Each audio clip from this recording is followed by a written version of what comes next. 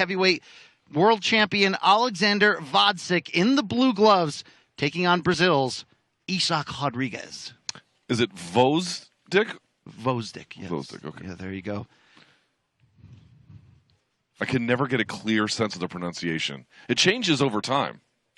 Well, depending on who's the announcer. It's true. 36 years of age. He has sort of staged something of a comeback. It's been under the radar, to be fair. That's right. In Gvozdyk there with the darker of the silver trunks and maybe the more fluorescent lighter of the blue gloves representing his native flag of Ukraine. Former world champion, knocked out and retired the former light heavyweight king Adonis Stevenson, but sat out of the sport. We called it a retirement when it happened for 3 full years following his knockout loss to Artur Beterbiev in their light heavyweight title unification. There was original fears of brain bleeding. Eventually was found to just be a severe concussion. 3 years later, Gvozdyk is back. This is his 3rd fight of this calendar year. He's a quality fighter, but it's just a question of really what he's got left. He looks to be in tremendous condition. He leads with the jab. He does a lot of rhythm disruption. He does a lot of touch, go, right? So you'll see that the jab is pretty critical to what he does. And in some of his more recent bouts, he's been very accumulative, so a lot of the early work isn't necessarily going to stand out, but the question is what kind of opportunities it grants later.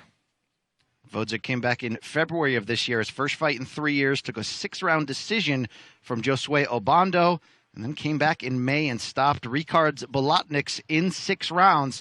Been a little bit of a slow start on the comeback, as you mentioned, but trying to see at 36 whether the nail still hits hard, still lands, can make a difference here in this 175-pound division. Sometimes get a little crossed over doing some MMA coverage there. No doubt about it. So you can see here from Gvozdyk planting the jab a little bit, sometimes doubling it up, as you can see right there. Got a rear hand parry out of Rodrigues. By the way, he's Brazilian, so that first R is going to be pronounced like an H, we think. We don't really do linguistic lessons here, but that's a heck of a... Every MMA fighter we've ever covered who was from Brazil, who had a R in the first letter of his last name, it's always been pronounced as an H. So this would be Rodrigues here. So they're big fans of the classic action movie RoboCop? Yeah, so there actually is a fighter called RoboCop, and when he says his name, he says RoboCop. It actually happens. Handy couture. It's a weird way of saying it, but it's what they do. Less than 30 Listen, I don't make the seconds rules, okay? to go here in the first of 8 rounds, light heavyweight division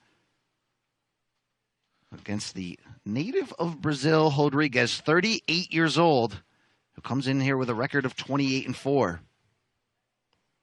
Gvozdyk doing a great job backing up Rodrigues right up against the ropes, trying not to get countered too much. As you can see, he's not putting a ton on it. Here in our Morning Combat, our boxing and MMA recap, preview, interview. I mean, just cavalcade the show that we mount here. But what do you think of the tattoo on the back and left arm of Rodrigues? I'm not getting a great look at it. From what I can tell, I would not describe that as a personal favorite. I think it's probably the best way I can put that. Looks pretty menacing, though, just the same.